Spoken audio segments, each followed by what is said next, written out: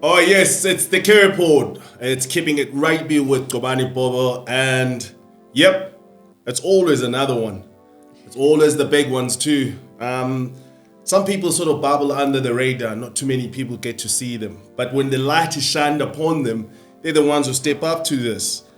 The person I'm talking about, and the person that has come and joined us and graced us with their presence, it's the one and only talented man from Mamre. Atlantis, if you don't know, Western Cape. This man cannot just play on the scrum half position, he can play at 10. He is the multi-talented, forever giving and serving to his team and to his teammates. And as we say, others you well. How you doing, Keegan? Good, thanks. Yes, what an intro, eh? felt like I wanted to run out on Loftus and give a few hits there. And that's the important bit because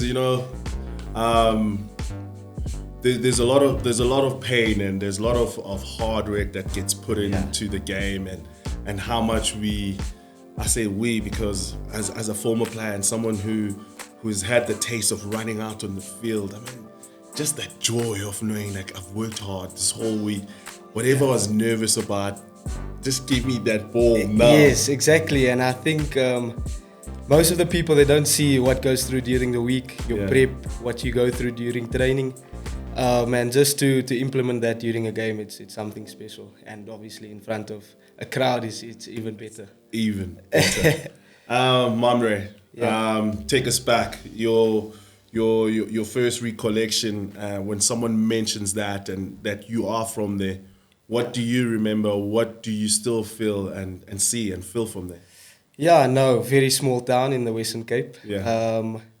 I feel like they're the people that I play for. I try and make them proud. Obviously, people that know me know that I always put my area code on my strapping and just a reminder of who I'm doing it for and just giving a better pathway for kids coming through from Mamre.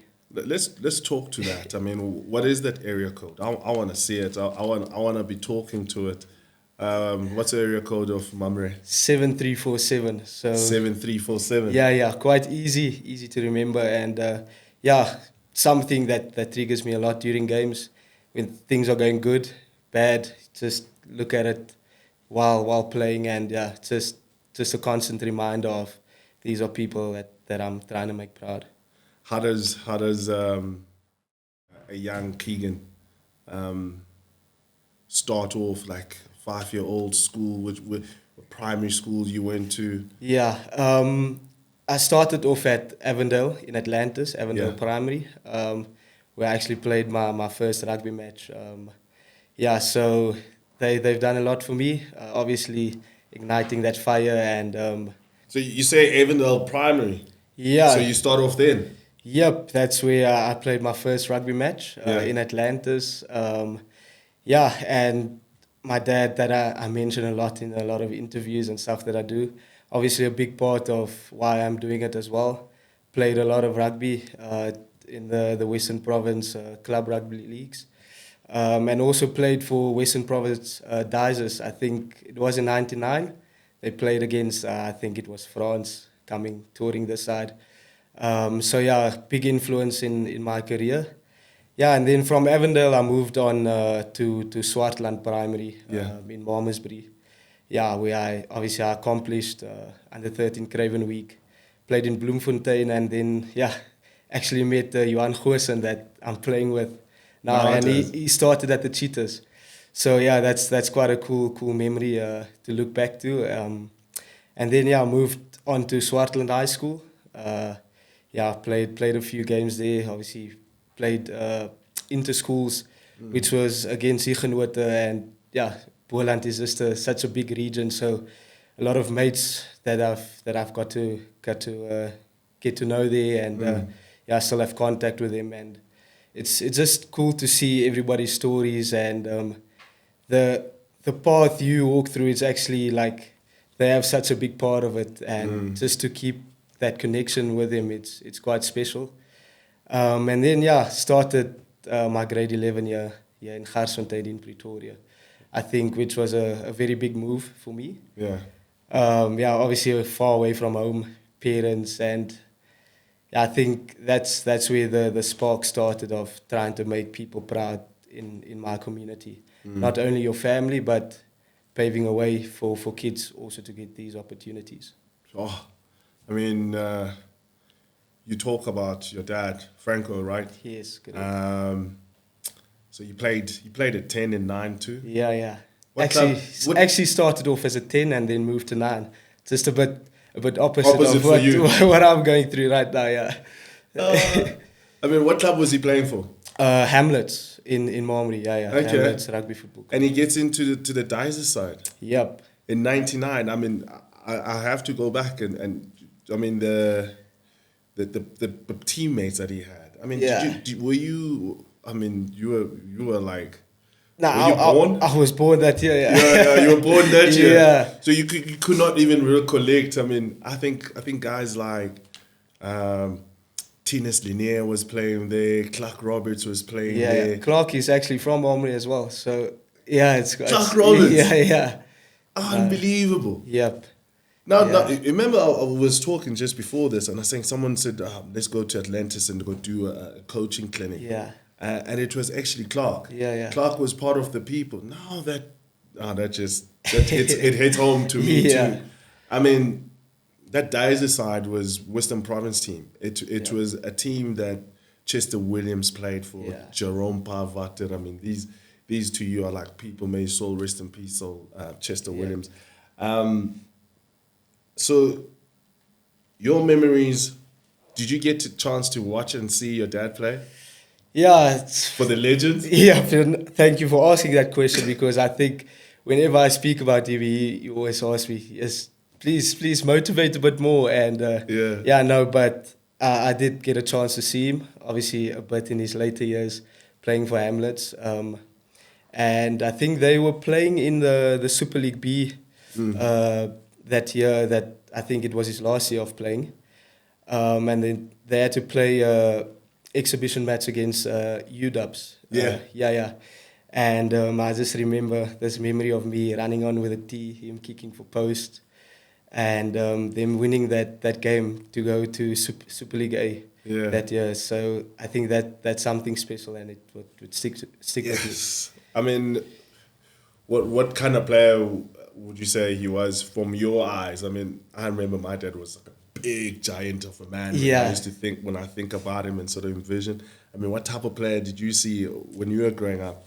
One thing that stood out to me is his leadership. I think, he was a very good leader. Always had the team under control, and I think that's something I learned, I think, in the past year or two, looking back at it, that I had to implement into my game, especially in the role that I'm in now at the Bulls. It's something, your voice has to be heard every single day, every second in that game. And just his leadership, and obviously guy could control a bit. So like a proper baller, Mamre baller. Just putting people into space, and obviously had a very educated boot. So very blessed for that. Yes, and I mean, you talk about how you went to Swaziland and in Malmesbury now. How does that conversation start at home? I mean, you're 13 going to high school, right? Yep. Yeah. I was a year behind, so I was in grade 7 at Swaziland. So I played at the high school.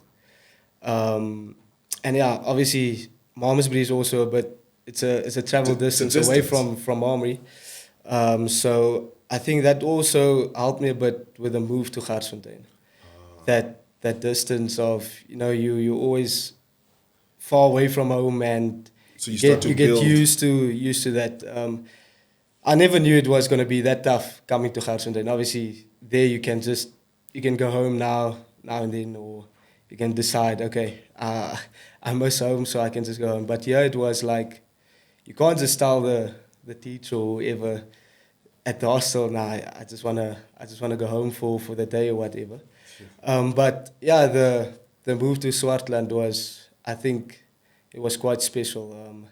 A lot of people that put a lot of effort into my career, and I think I'm very fortunate for them of like they saw something in me, and yeah, they put a lot of effort into my rugby career. So you get to that high school. I mean, Yeah. it's just a traditional school. Yep. They have different setup and structures. Yep. How's you sort of like getting in and sort of feeling like, okay, I'm part of this, and was it daunting at first? Or not really? I don't think so, because I was at the primary school for 2 years. Yeah.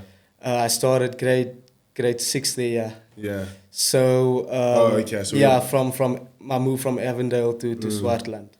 So I think I got used to it a bit, and then when I got grade 7, I obviously moved to under 14 to play there at the high school. Although I wasn't attending the high school, Sure. but obviously I got a bit used to the structures and what they're about. So I think that made it also a bit easier moving to high school. Obviously, you have your seniors, and then but they give you a bit of a tough time, but at the end of it, you go through it to be part of that culture, and you want to earn your place. exactly you want to be seen, and exactly if you play first team one day for that school, it's like I've went through all of that to be here. So when do you start playing first team? I mean, what grade you on, and how old were you then? I was grade 10, so yeah. I was quite fortunate to Great privilege. to be one of those guys to be playing first team at grade 10. Obviously, I was one of those guys that weren't as big as, so it was a bit daunting playing first team at grade 10, but enjoyed every minute of it. I mean, what did you guys have? Did you have that first team cap after 5 games, or a scarf? Yeah, was it one of those? It was those when you played your first inter-schools. It was you get your cap, your parents come to the hall, they give it to you. So it was quite a big thing. We called it the big brag, I think, the day before the inter-schools. Yeah. Yeah, so massive day, and it's something special. It's something you'll never forget. Yeah, and I mean, a guy like Peter Stef de Tooy was also at Swartland. I mean, if you, like we spoke before now, if you see guys going through that pathway and see where they are now, it's something to look up to and inspires. It just pushes you, right? Yep. It makes it tangible. Yep.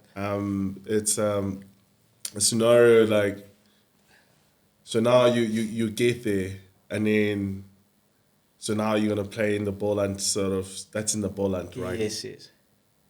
Do you play provincial at Boland? Yeah, I played under 13, obviously, Craven Week, and then I played Academy Week. I think it was in Kersney. Yeah. If I can remember, 2016. Sure. Yeah, I played Academy Week for Boland. Scrum off. Yeah, scrum off, and that's where Garsfontein actually saw me. They actually saw me under 13 already, but my parents, especially my mom, said, "Nah, it's a bit too early to move away from home." And I think I'm very grateful for that decision that she made, because for how hard it was that first few months here, I don't think I would have managed to stay here, coming starting my high school career. Yeah. Oh wow, that is interesting, because, I mean, you think that it's always an opportunity when a big school, a school that has a program that can give you the lifetime opportunity, right? But then it's the dispositioning of you moving away from home and having to fend for yourself. Take us through that. Yeah, it's funny you say that, because Garsfontein, obviously they're known for kids from the Boland region and coming to attend school here. So my year coming here, I was fortunate enough for a few guys from the Boland that I already knew. Like I said earlier, you build the relationships by playing there. Boland is so big. So there was a few guys that I knew here, which made it a bit easier for me to fit and to make me feel at home. And I mean, teachers and the people here it was just amazing, welcoming in, and it was just an easy fit. And then obviously hostel was, I think that was the big Became a change. home. Yeah, it was the big change, but you have to get used to that. What changes were that for you? I mean, It is just, I mean, becoming your own man. Yeah. I think that is where you find out stuff that you know you're gonna need when you're done with school. It's not your mom not looking after you anymore. It's you do your own bed. Even like my matric year, I was ahead in one of the halls. Yeah. So you have to be that father figure for a lot of the boys then, and you have to be that guy that teaches them these things that you go through when you start in the hostel. It's crazy because you decide whether you're gonna make it or not. You're gonna sit behind your books. You're gonna go for extra bit of training. You're gonna go to the gym, where it's stuff that no one sees but you, because you know you're gonna have to put in that work to get to where you want to be. I mean, the one thing I used to struggle with being in the boarding house was not just the fact that you don't have the privilege of opening up a fridge and just sometimes you don't even want to grab something. You just want to look there and be like, okay, I can do that. Yeah, and the thing about boarding, it's everything is so structured. Where at your own, like the comfort of your own house, it's just like you'd walk around, open the fridge, I put on the TV, play a few games, but there it's just so structured. But which helps for a rugby player, helps you so much now, where you have a week where you're programmed already. Okay, Mondays, this is the type of day you're gonna have. Tuesday, this is the type of day you're gonna have. So I think everything you go through for a reason, and it just builds you for what's coming. So tours haven't become a problem. Like, are you the neat freak in the room? Depends on how long the tour is. Those 2-week tours, it's like you need. Yeah. You know, you're gonna be here for a few days and you're gonna have to travel again. But if you stay in one place for a few weeks, it gets quite tough. It's like, Are you the person who gets to the room and then you take your clothes out of the bag, or you leave them in the bag? That's the thing. For a long tour, I'll take them out. Yeah. Because you know you're gonna be there for a while. It's mentally you're gonna have to get tough. It's gonna be a long week, especially when you lose. You'd know this. Yeah, but these short tours, you just keep them in the bag, and that's the problem. If you keep them in your bag, well, it just gets messy. You don't even know where exactly. It's just all over the place. You spoke about that the transition to Garsfontein, and there was a poignant time, and as I was sort of like going through, just checking up on you, shoulder. Yeah. Just take us through that day. Yeah, I remember it. We played Monas away. Monument. Was like the last minute of the game. Just, I think they broke through the line, and I made a tackle, but I caught the guy on the hip bone. Oh, yeah. So, just felt a stinger, tried pushing myself up with my arm, and then just fell in. And it's like, when I looked at my shoulder, it was basically like on my chest. So I dislocated it, tore my bicep, and broke bone here at the back. So, I mean, for a lot of boys, your matric year is the year where you look forward to. This is the year that you're going to play your best rugby. Fortunately enough for me, I signed at the Bulls already. So that was a big one. So I was out for about 7 to 8 months with my shoulder. And then... In matric? Yeah, so... Can you imagine Was it good for your results? Exam, Nah, it helped a lot. I mean, that's all you can do. It's like study. But the thing is, like when you start at a union, you wanna make your mark. And I think I didn't get that opportunity of playing under 21 from the start and then making your mark because of the injury, because I got it like late in the year. And then you start at your union, and it's never nice to start some place where you're injured, you know. But it's almost like you're late at the race. Exactly. But I had a guy the late Colonel Hendricks that helped me a lot. Through that injury, just told me, stay at it, keep grinding, your chance will come.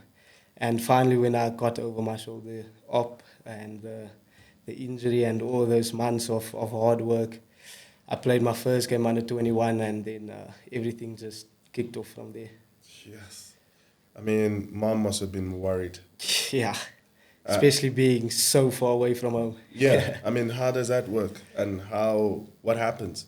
Yeah, it's after I had the op, or before actually, my dad flew down. He came before the op. Yeah, he was with me through that whole procedure. And a few days after, I asked the school if I could just go down for a few weeks, just to see my mom, because I know they'll never tell you, but they worried. So I think those few weeks at home helped a lot, and I was a baby again. Obviously, with two younger siblings, I was just blessed to have my mom looking after me. So no, that was nice. So you were just being nursed, exactly, like the most comfortable space you could ever be. You can't move away from the couch if you want to. No, she will tell you, no, please, just stay there, and she'll look after you. Yeah. How important was it for you to just that connection, especially as a young as a young person, on bursaries and playing provincial? Lots of people look up to you, but at the same time, just to be a child. Yeah, I think that's the one thing that puts a lot of pressure on you, because you have to do well because of your bursary. Even if it's schoolwork, playing rugby, you have to balance them out. You have to do good in both, and then you have to find that time for where you can relax a bit, and that's where I feel like when going away from home, going to a new environment, a new school, is to always try and make new friends. You have to step out of that box of I have to make friends, not only rugby friends, but guys that you can switch off with. And I think that is so vital, because at the end of the day, it's not only rugby, it's a part of your journey. So you have to have people away from rugby and just to switch off. And Keegs, there's so many of these young players who are talented from the Western Cape, Eastern Cape, KwaZulu-Natal, and there's rugby at school now has become big programs and high performance. And just from your experience of having to move from the Western Cape and coming to here, just from you as a player, and then from the parents who sort of like know the opportunity that the kid is getting. I mean, what is it that you learned from your experience? Yeah, from what I learned is always stay humble. I think that's the biggest thing. You were brought here to do a job, and obviously it's for your future, and those people saw something in you. So you have to do a job by making not only your parents proud, but also the guys that saw a spark in you, or saw that you can make it. So there's so many other people that you have to take in consideration of making proud and not letting them down. And then for parents, I think it's still a game. It's schoolboy rugby. You can't put too much pressure on the kids. I mean, they have to express themselves. A guy that he could get a bursary at some place, but rugby might not even be what he wants to do, and he just wants to enjoy the rugby that he plays.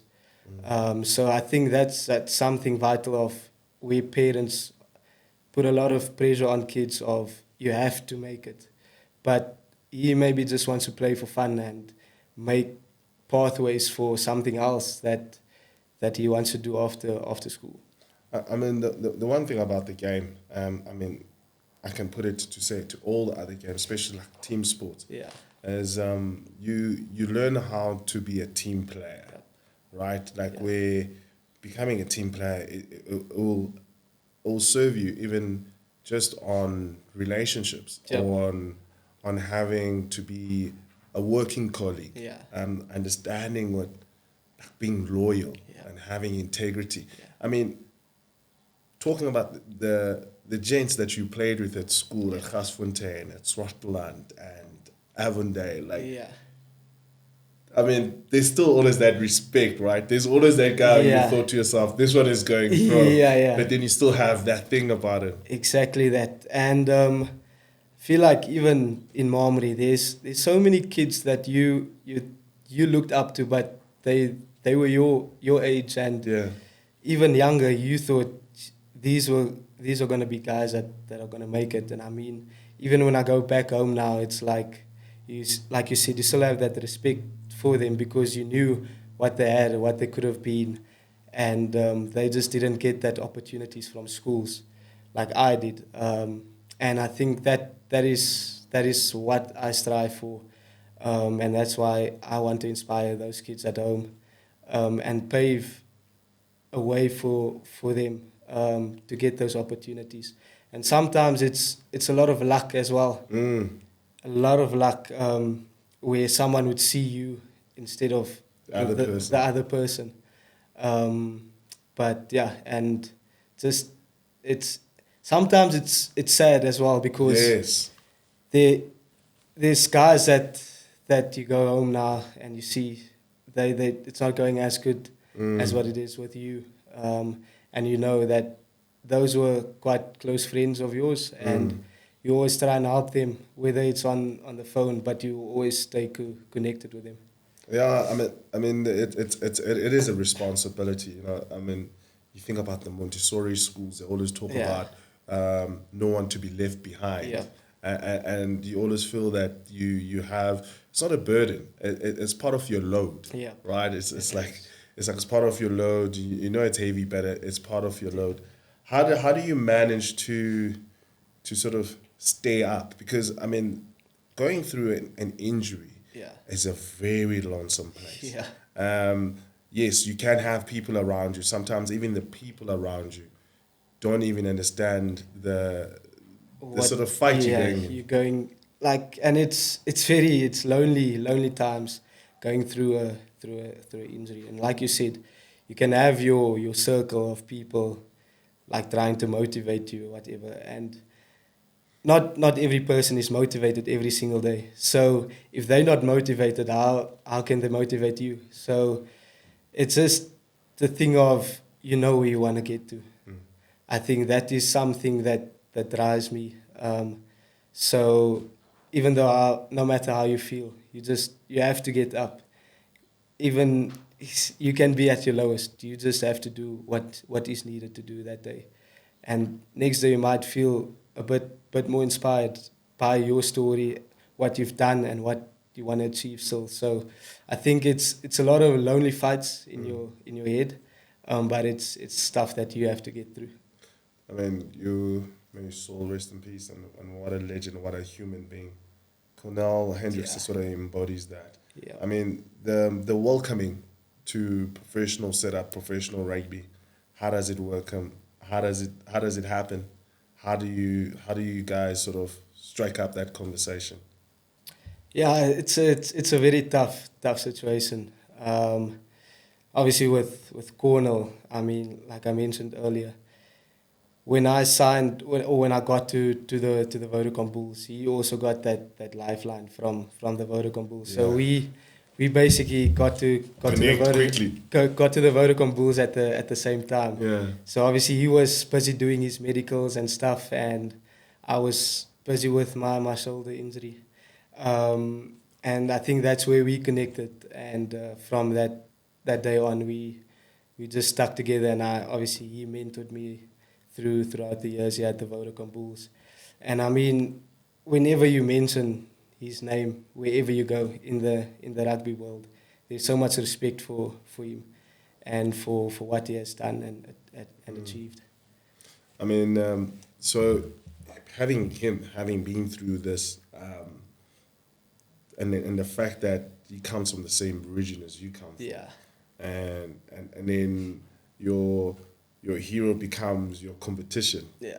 I think Drake says something like that. Yeah. So you Yeah. and Ambrose are out there competing, and Ambrose Yeah. has always been, I guess, for you, has been the person that you sort of looked up to and chased when Yep. when he went to Garsfontein Yep. became possible for you. Yep. Uh, And I think chased is the word, because don't know if you know, he also went to Swartland Yeah. before coming to Garsfontein.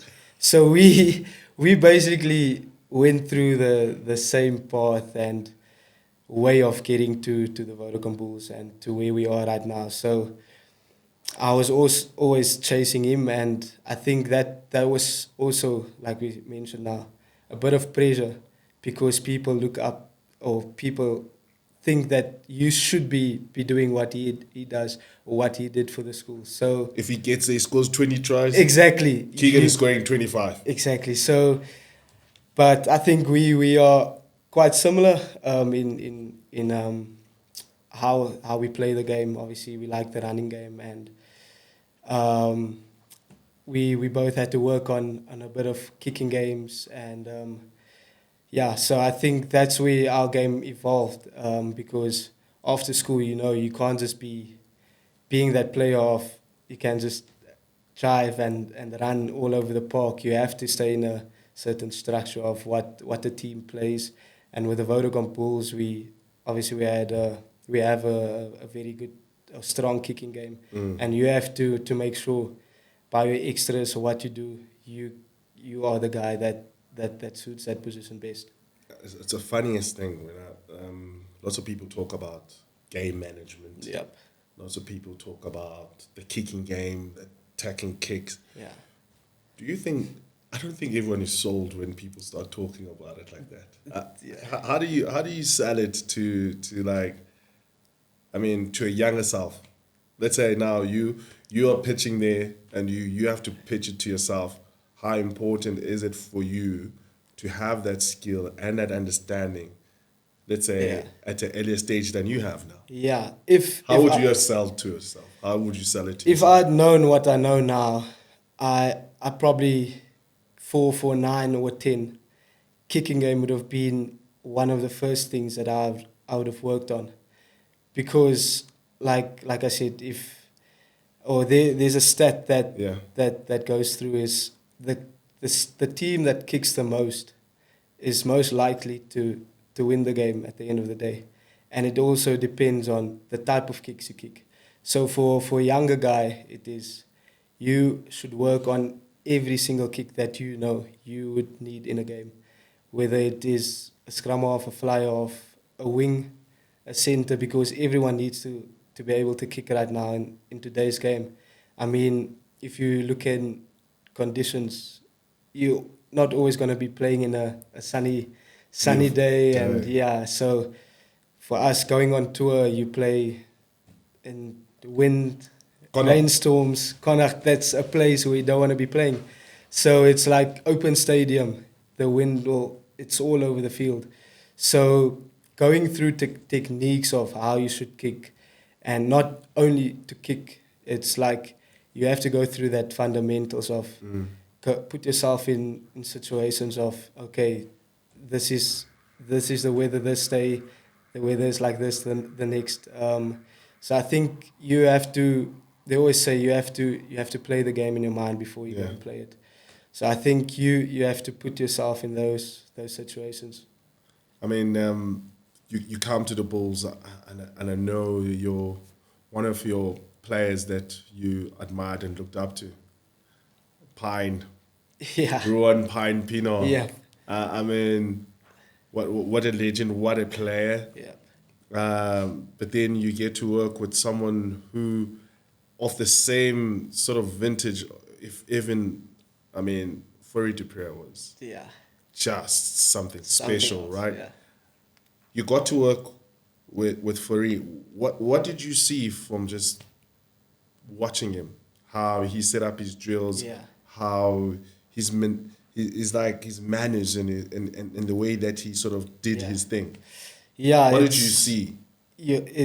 I think he just has the utmost the rugby brain that the guy has. It's something that that was such a privilege to be a part of. I think, like you say, the way he puts out his drills, it's to me it felt like he was playing the game while doing the drills. So it's like he imagined himself doing that, and what he has achieved with doing those drills he might have like done back then, and implementing it to us. It's like he pictured himself while doing those drills with us, and you would think it's so easy if you watch him do those drills, but his footwork, the way he places his hands on the balls while approaching it, it was something special, because that's something you never think of. No. Your footwork, hand placement on balls, and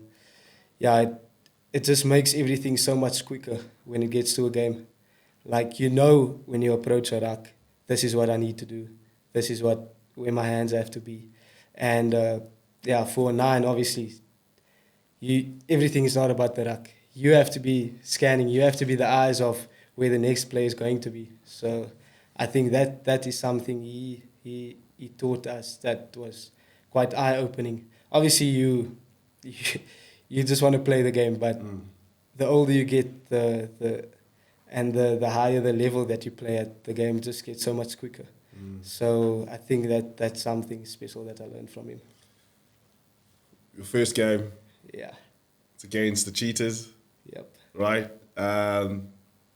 Your hero Yeah. is on the other side. You came off your first starting game was against the Cheetahs, but Yes, you came off the bench my against first the Pumas. Pumas, yes, in Nelspruit. How was that build up for that week? And do you call home? Yeah, when I heard my name called out, there was something special, and obviously a guy like Coach Drake, to be him being the guy that calling out your name was quite special. It was quite nerve-wracking hearing my name, because you've never been in that position, but you've looked forward to it for so long. No, definitely after that meeting, called home straight away, told my parents, I'm going to be playing this weekend.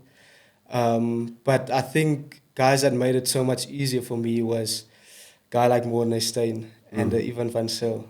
Those guys were starting that week. So, I think they kept me so calm that week and helped me with stuff that I needed to do, and that I could expect for what's coming from the game.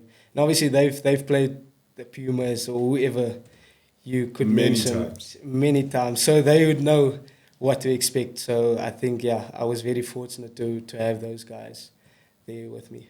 Do you have a notepad like that you come and write your notes down on? And Yep, I think I have 2 books now at the moment that I think if for a rugby player it's quite special if you want to do it now, or but if it's quite special, because you'd never know how much it helps you with when playing that team again.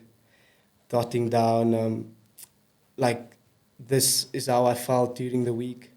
This is what I'm gonna do. This is how I felt after the game. It just mentally helps you so much before a game, because I played my best game against this team. This is what I did before the game. I try to do that every single game. And then this is how I felt after the game. What did I eat? Or after the game, what did I put into my body directly after the game? So, I think if you could note that down, it helps you so much, because it just, obviously it's being professional, and I think it would help your body so much of the longevity of how long you can do this. I guess you trying to take out that guessing game, right? Yeah. And having a process that you've written down. Do you do that? Like, I mean, they always say it's little small wins, it's incremental little work that you do that makes the bigger picture.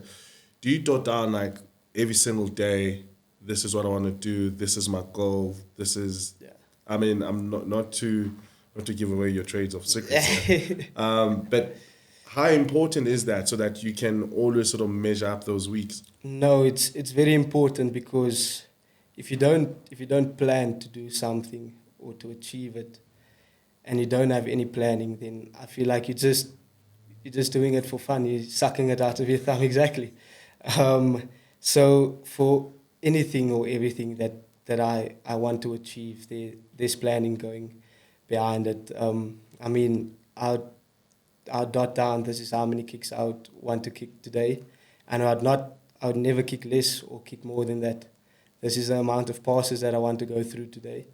I would never go over that amount. So I think you have to plan for what you want to achieve. So if there's no planning, I mean, Yeah. you never know what you're gonna get out of that training. It's a thing that the only time you sort of think, I should have done better is when the form goes. Yeah. Let's talk to you about form, because I mean you've played in a career where yes there are some seasons or there's some purple patches that you get, and then somehow the confidence goes. It could have been an injury. It could be something that's affecting you, which has got nothing to do with rugby. Yep. I've always wanted to know is how do you measure if it's gone before you know? Is that the secret we're all trying to find? Yeah, that's a very difficult question because I think you just try and ride that wave for as long as you can. I don't know, form it's such a funny thing. You know when it started, you know that feeling because everything is just so much slower in front of you. You see stuff before it happens, and like it could be the next game, the start of the game. Yeah. You try and do things by going off the feeling you had the game before, and then everything is just gone. So I don't know what to feel or when is that feeling gone of you or form. Yeah, I mean there is even that other element of like fear of failure, which sometimes does like sort of stop you from reacting. Yeah. You know, like there was this one coach was saying, when you're confident, you play with your eyes. Yeah. And then when you lose that confidence, you start thinking about everything. Yeah. Do you have found like scenarios like that?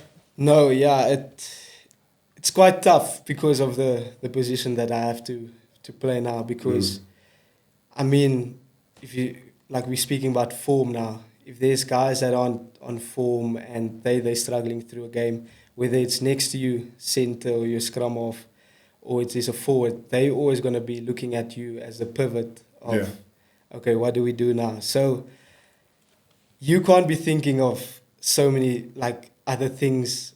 It's strictly game plan, and this is what we need to do in this part of the field. And so for me as a 10 now, it's like I can't be zoning out on how other guys feel or what they go through at this time.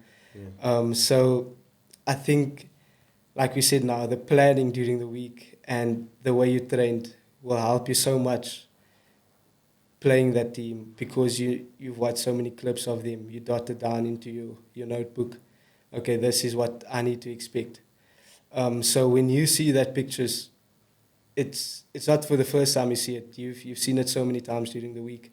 So I think that, again, planning helps you so much with those obstacles that come during the game.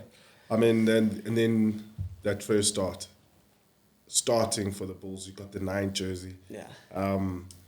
Mentioning players who've played there before. Jos van der West is a World Cup winner.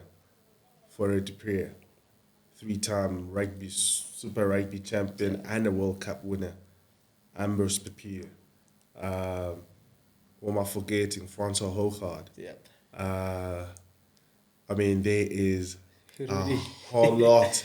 Evan van Sale. Ambrose Papier. The names that, I mean, I can call them off memory. You now have been bestowed that honor. what's going through your head? Just take us through the week and like you starting. Yeah. And it's a needed game. Yep. And I feel like that when you get that first nod for your first start, it's like this is my time to obviously to make that jersey mine. And that is, I think, every rugby player or every sports person, they strive for that, to make that spot theirs and no one else's. And like I mentioned earlier, the path Imros walked and me chasing him down, it's like that was, I've been through that. So going from Garsfontein to under 21s, he played there, or was it from Swartland to Garsfontein? So people always expect you have to be that guy. The names you mentioned now, that's so much pressure that you can decide whether you want to put it on yourself or you want to go out and play your game and just do your best that you can do. And yeah, just having so much experience around me, I think helped me a lot in performing in that game, because I can remember it didn't start off easy. Yeah. The other teams know it's your debut. They're gonna put a lot of pressure on you, whether it is Tell me your what passing. happened. Yeah. Who introduced themselves to you? Exactly. So I don't know, but there's a few guys that obviously in that game that tried putting their stamp down on me, and yeah, that's something that you have to manage. And if you get through it, everything is so much easier after that. How did you sort of navigate that? How did you say, okay, fine, I'm gonna get a bit of a niggle. They are gonna come for me. Yeah. But this is important. That's important. What was the thing that drove you to stay? Yeah, it's, I think just staying in the system that you have to play in. I mean, if you stay in the system and you make a mistake, you're fine. Do you know what I mean? But if you go out of system and you let them get into your head or whatever, then you have trouble, because you're gonna be lost for that whole game. So it's compounded. Exactly. So if you stay in system and just do the things that's needed, then you'll be fine. But you're still talking about it. The start is not great. And then what so give us some more. Yeah, I think the more you play, the more touches you get, the first hit you get. I think it's just you sort of like recognize it's just rugby. You've been doing this since you were a boy, so I mean, just play. Obviously, you have guys that you're not the only one playing or driving this team, so there's other guys on the field as well. So you're just there to play and to show why they picked you in this position. So I think just to go out and express myself, and knowing that I have the backing of the players, I have the backing of the coaches, because they put me there for a reason. So they've shown the faith. Exactly. Right. How important then is your dad, because he knows what you're going through as a former rugby player. I mean, there's even other added pressures that you know that you have to carry. Yeah. I mean, what's a talk like? Yeah, it's not always sunshine, and those life. talks, it's quite tough, especially former rugby player. There's times they're going to be very hard on you, and then there's times where they are going to be so chuffed because you have listened about things of where you struggled during that game, or they've given you advice of, okay, this is what you do next time. Okay, they see you doing that.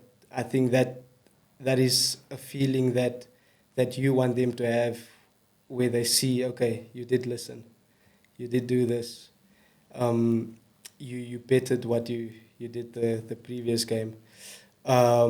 So yeah, I think the chats is honest chats. It's very honest chats, and I think I needed those chats in the beginning of my rugby career. So yeah, just to keep myself grounded and to know what you need to work on.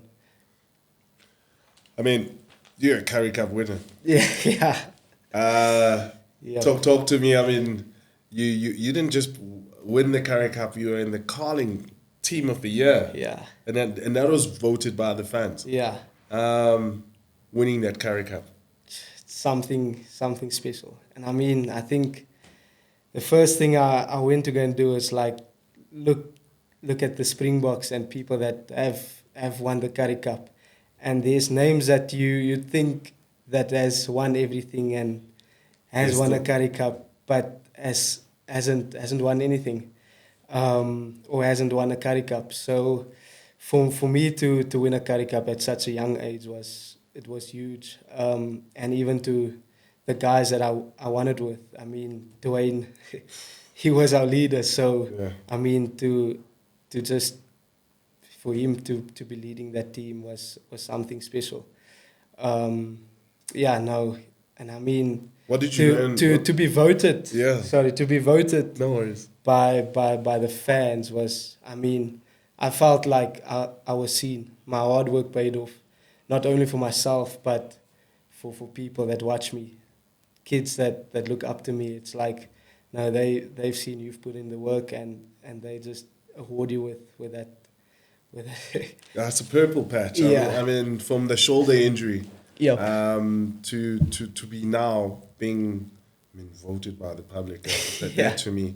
No, you were talking about Currie Cup. I've never won a Currie Cup. I think the closest I've been to a Currie Cup is when we're at the stands and we're presenting it to you. No.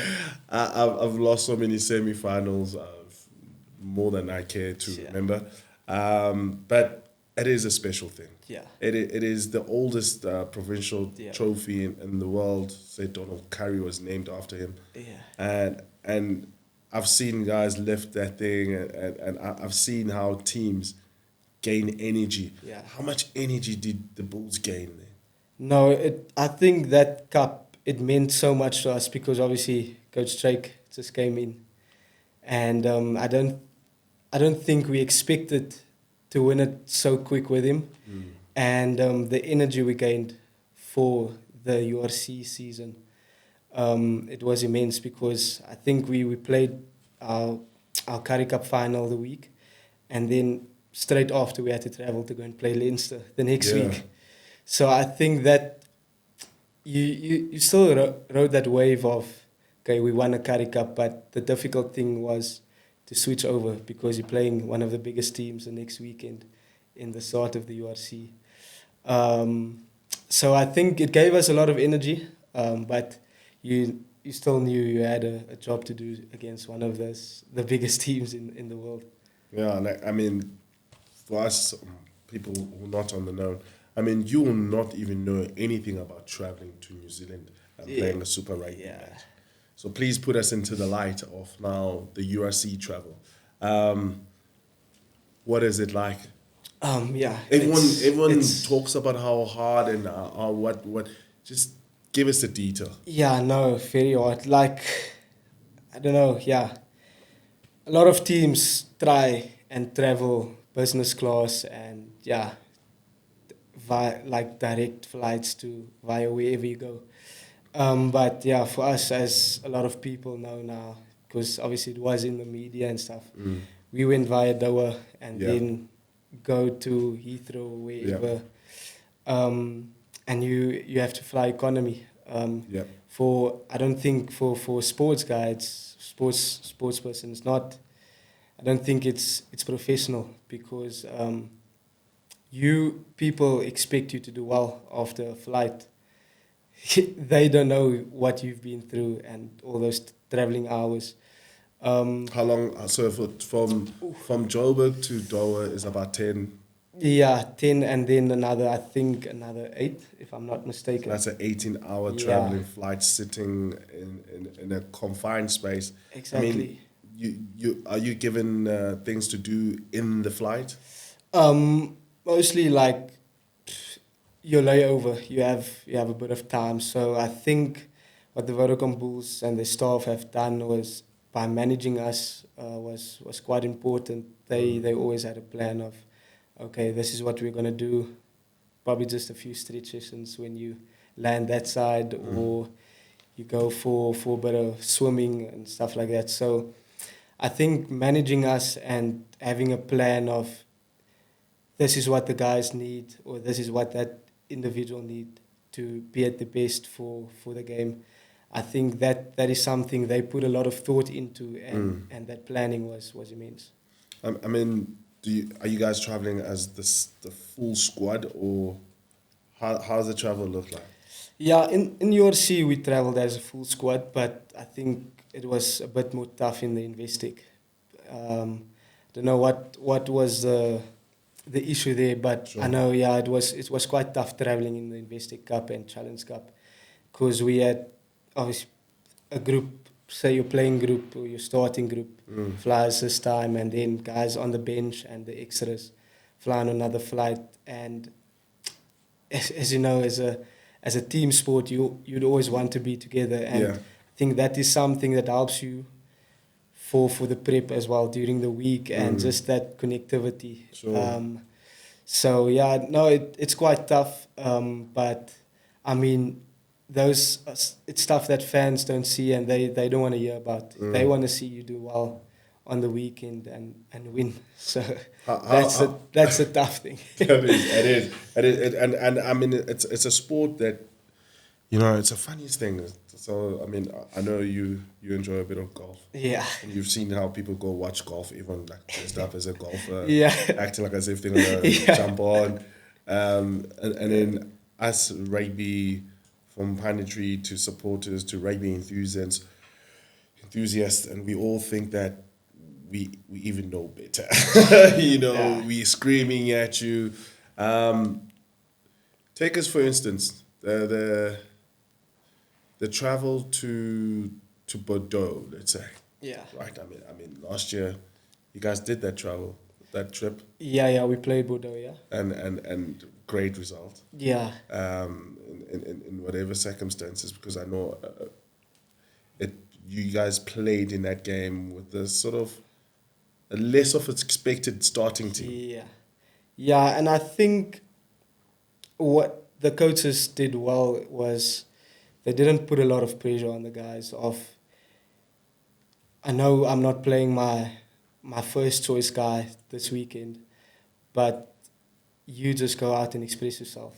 If you do well, you're going to put so much more pressure on the guy that is playing in that position. Which is good for all of us. Exactly, and I think that is what our staff wanted, was guys not to get comfortable in their positions. And I think that fueled the team that weekend of just playing for each other and knowing everyone in that team wanted to be where the other guys were. So the guys they played for each other. They made it work. It was a tense week, obviously, with the traveling, and so I think the guys just stuck together. The leadership got everyone together, and it was like, okay, this is what we're playing for. Don't think about a win, a loss, or whatever. Just think of, you need to help this guy, put pressure on the next. So I think the guys expressed themselves well during that game. We can't. It's a thing. Get to finals. Yeah. First, the Rainbow Nation Cup. The Rainbow Cup, yeah. The Rainbow Cup, and it's away from home. Yeah. You there? Yeah, I didn't play, but I was there. You there? Yeah. What do you see in that final, and you think to yourself, I've learned that. One thing that stood out was intensity, I think, for me. And I think Benetton in that final probably had the majority of the Italian international team that day in their team. So they played with another intensity. I mean, it was so hot that day.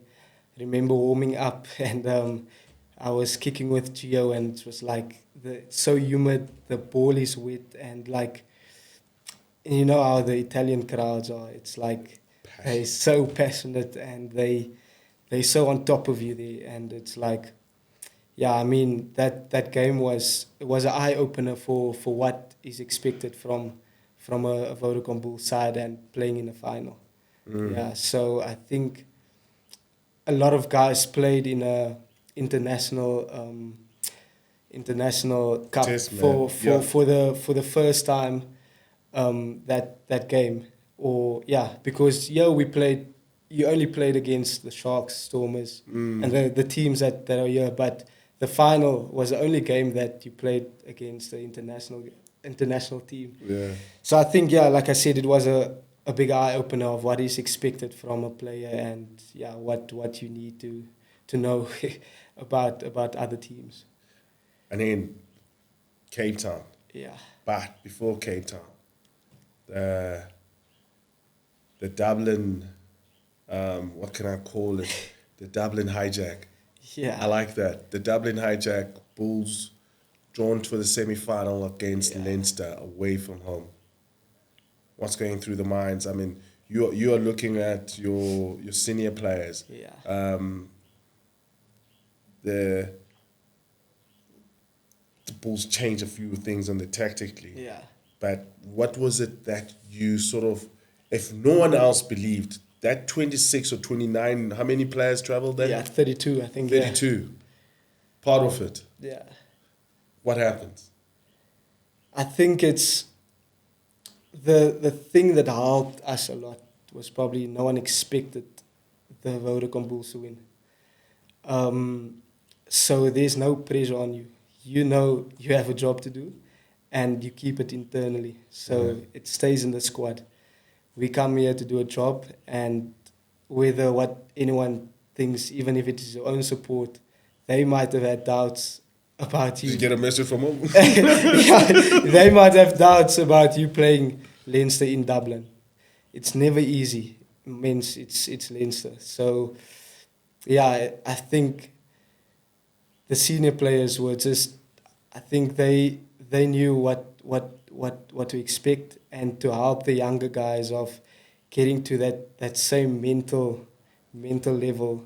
I think it was huge. And I mean, we just never stopped playing that game. It felt like an eternity, but the boys were hot that day. Yeah, no, it was amazing. Yeah. And then it was time to go down to Cape Town. Yeah. Franco, your dad, was he a Stormers fan? To be fair, I was as well. I was as well when I was little. But it's a job, so you have to make that. No, I mean loyalties lace up pockets. Exactly. But I mean, when I moved, the whole family was blue. So the blue. So now you get to Cape Town. Jeez, I mean, I don't know. You probably know a guy from Cape Town. Yeah. Playing the Stormers in Cape Town, it's never easy, because I think you'd rather want to be on the field than in the stands or on the bench. You don't want to be there, and you make sure you never turn around and look at people calling your name, because then it's going to be a long day. Did you get a bit of verbals then? Yeah, you know how it goes there. I think it was did it become personal? Yeah, you try and not make it personal, but it sometimes stuff stings. people says, it does sting. What was the one thing that they said that you're like, this dude? I remember they ordered some shock stuff. Yeah. But the one thing was like, if the guy is as bad or is playing as bad as he is on the field, how bad should you not be? It's like that is always hey, number that 19. Hey, number 22. Jeez, no, it's but no, but I mean the Stormer supporters, they are also so passionate about the team, and I mean it's great to see that the DHL stadium is also being filled as Newlands was, and don't think it's ever going to be the same. I played Newlands, but I was like under 21s, and had the chance to during COVID. Even with no people in that stadium, you always had that echo in that Newlands. So, that was amazing. Yes, I mean, you talk about COVID times. It's when rugby lost its soul, which is the fans, because as much as players can be competitive and climb into each other, but that fan aspect, the joy of repaying people's faith who have paid for these tickets. their commitment on to buying the merchandise, that year's jersey, whatever it is. I mean, that must have hurt her because first 20 minutes, I'm like, the Bulls are walking away with this. Yeah, no, definitely. That final. Yeah. No, it was like the first final I actually didn't play, and I think that's the one we're speaking about now. Yeah. You didn't play that one? No, I didn't play that one. But I was in that squad of warming up and being there with the squad.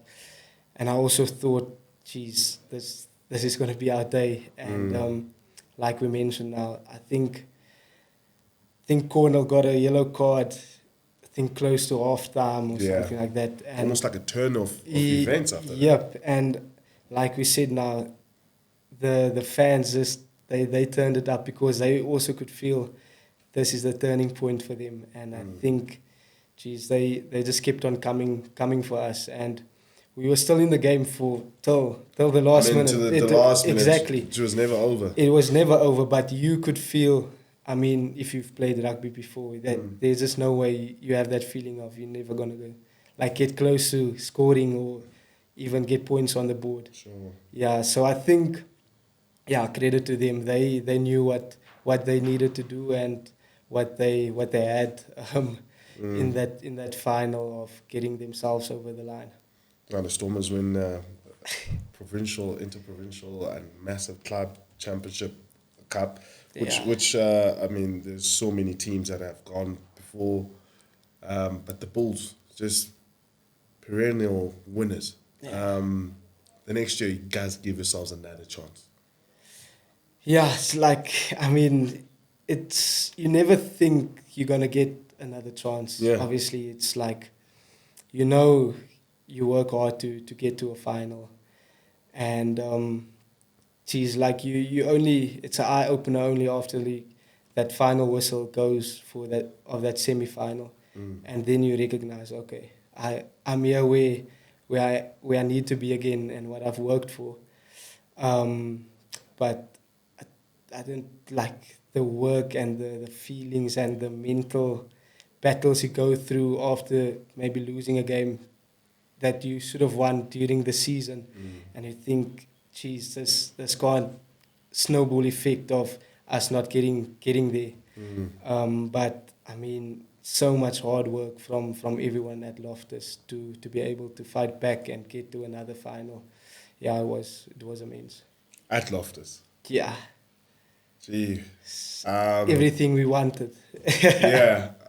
I mean, there is a very cheeky little sign that says 1,380 meters altitude. Yeah. It matters. Glasgow. As you come out. As you come out of the tunnel. Yeah. And Glasgow comes out of that tunnel. I mean, there's lessons into that. Yeah, and I think they actually took a mick out of us after the game about that, saying, standing there. And, as you said, there's always a lesson that you learn from every game you play. And I mean, like Coach Jake said, he never... The next year we played them, the date never left his mind. I mean, he put it on his fridge. Yeah. And I mean, when we went to them and we beat them there with our tour now, the last season, there was lessons that you learned and you implemented it. And I think that gave us that gave us that feeling of, okay, we did what we needed. We forgot about that final now. We beat them in their house, and I think that was a hurdle that we needed to get over, of going to their house and beating them there. And bringing up a result. Exactly, and obviously to be humble about it, and not exactly, to gloat. Exactly. So it's easy, right? It's so easy, but we knew where we wanted to be, and it was not only winning that match. Exactly. So we were striving for a bit more. Let's talk about your role. Known as a 9 coming up, 10 position. I know you always, like any other player. No, coach can pick me a prop. I'll play it. Like no, You weigh 80 kilograms. You can't Yeah. you can't be a prop. If you're a prop and you're like, I'll play anywhere, no, you can't play at fullback. For you, how? I mean, first of all, it must be an exciting challenge. Yeah. Just to add value and to serve the team. Yep. Talk to us about the two positions and how you see yourself in them.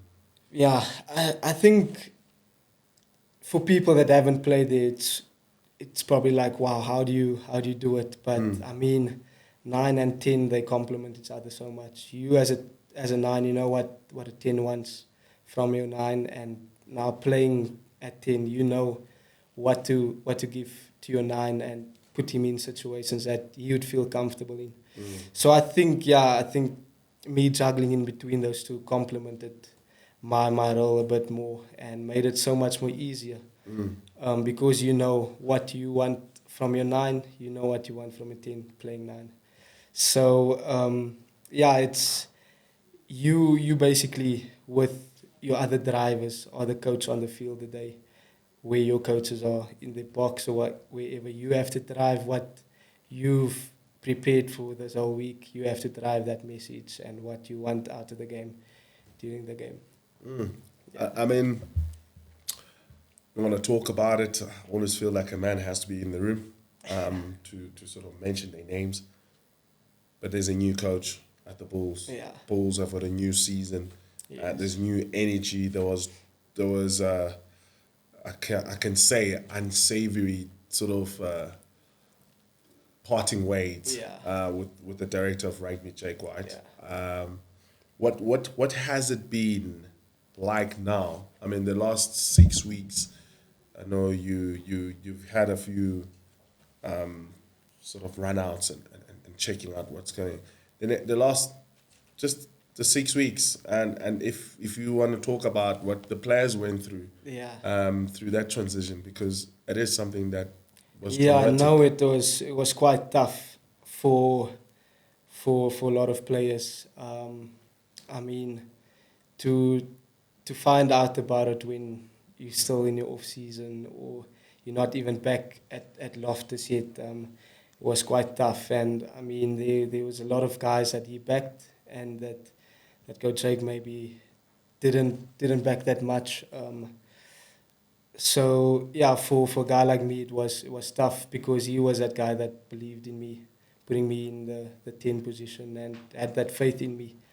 But with Coach Johan, there's a new energy.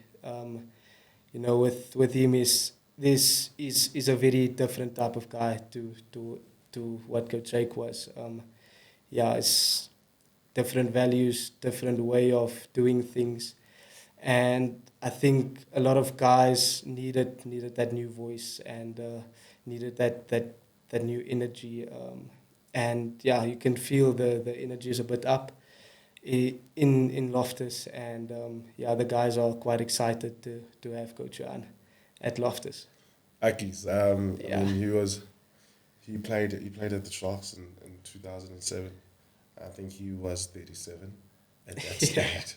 And funny enough, he used to like get his own half an hour because he used to say, so like training, let's say we do video session, and then after the video session, the training, there's that trickling down to the field. But this is in Durban, so there's a bit of a walk. So he's already out. Like he's like, okay, am I needed in this? No. Okay, cool. Yeah. So he used to go warm up the diesel engine. What? And then he used to jog around about half an hour before that. He joins his 4-hour warm up. I mean, the work that he put on as a player to become one of the oldest Springbok players to sort of get a cap again. Just the work that he did with the Lions, him being exposed to Gloucester, him going to Japan. What has it been like just to hear that new sounding voice? Because sometimes a coach could be saying the same thing, but just because it comes on a different accent, sometimes it just works wonders. Exactly. And I think that is exactly that. And just to hear someone else's journey and to know where what they have achieved and where they've achieved it. And I mean, like you mentioned now with the Lions, he did so much wonders there, and the guys that he made, or the players that he groomed there, and it's, for me as a youngster now, it's like, it's so exciting because, I mean, you look at a guy like Alton that was there playing at 10.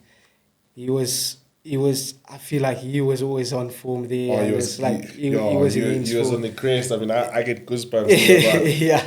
And Alton. I mean, like, I look at Coach Akis as like him grooming me, being that player, and like, it's just, we're there to drive now. It's quite exciting to have him there.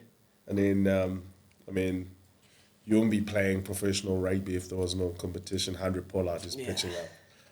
And then Johan Goosen is still there. Are you signed down as a 9, as a 10 that can play 9, or a 9 that can play 10? I am there as a 9 that can play 10. Okay. But yeah, depends on what the coach wants. Yeah. Exactly. So for me, it is all, I'm just glad that I can be there. I have a contract. I'm signed to the Bulls, and the coach can decide to whether he wants me to play this weekend. So, and yeah, Handré, who's still there. I mean, I take it as what an opportunity to learn from those guys. I mean, they've also been around the world. They've achieved a lot. So yeah, just soaking up, being a sponge, learning from them. I think, yeah, that's going to be exciting. So how does your sort of mental task as someone who's a dual player, dual pivot and playing link play? Yeah. How important is it to still sort of stay on the pulse of what's happening there in each position, because you don't want to be in a space where you find yourself maybe limited in training. And where you have to start from over in one position. Yeah. I mean, you have to sharpen your tools in every aspect. So if I play 10 this weekend, I'm still going to do a few things of like in my 9 role. I'm going to make sure of, okay, if there's a new move, if there's new things that I need to learn as a 9, I'm going to make sure that I need to get to the coach I need to get that info in, so I don't get lost where anything can happen. And we can go with a 6-2 bench this weekend. I'm on the bench.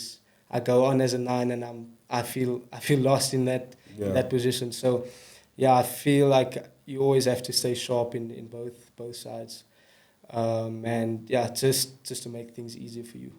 Just life in Pretoria. Yeah. Do you feel like you're from Pretoria now? Yeah, now I feel like it's home now. Been here, I think, almost 8 years. Yeah. So no, enjoying it. Flip, it's been amazing. I mean, I never expected the people of Pretoria to be so friendly, and the community is so nice. And for the fact that it's so much smaller than what Joburg is, and it feels like home, because obviously I'm from a small place, obviously much smaller than what Pretoria is, but you still have that feeling of community. Talk about that community, that just the support that you have. I mean, you know, most people always think just because you play rugby, you have to hang with rugby players and make friends with rugby players. How important has it been for you to connect with just Pretoria itself and the people around Pretoria? I mean, you might find like a guy who can give you like a great deal on tires. Exactly. Yeah, no, it's very important to be able to have that connection with your community, and also expand your brand. I mean, you could, like you said now, you could be helping out someone out by driving their car or with your name on that branded, and it's like, I mean, that is what you basically a seed, so you have to keep germinating. Exactly, and you have to keep yourself out there just to make your brand a bit bigger, and obviously to make the community feel as one, and feel like they are a bit closer to the players. Big year this year. Yeah. We there's always like the margins are very small. Yep. 3 finals. It's expected now. I'm gonna say 3 finals, and just keep on saying 3 finals. How much?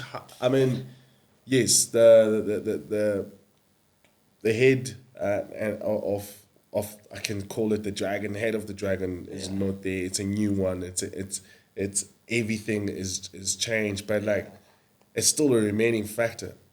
A Blue Bulls fan is sitting around saying, you know what, We've been there. we can't win. Yeah. How do you what has been in progress to try and change that narrative? Yeah, I think you can't always have the same plan and expect something different, you know. So for us to have been there for 3 times, our plans changed every single time. So, I mean, now our plan has also changed the way we want to get there, and like you said, now for a fan, it is just they want to see us get there.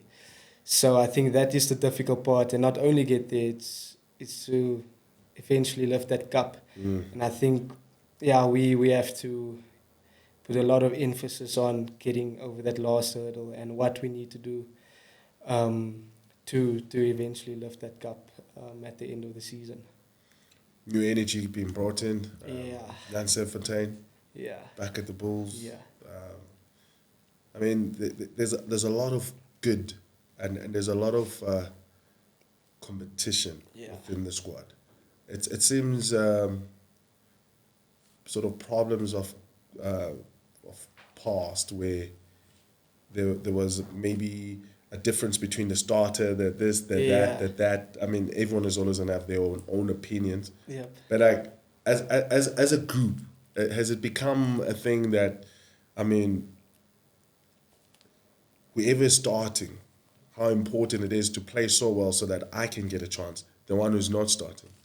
Yeah, and I think what something Coach Akkers has brought in is like, obviously he's been with the under-20s at the World Cup now, and as people know, he backs his juniors, and he likes grooming a guy into what he can be one day. So for you playing, you always want to give your best, and the thought of there's someone behind me also wanting that position. So, and I mean, the competition is always going to be healthy, I feel like, in our squad.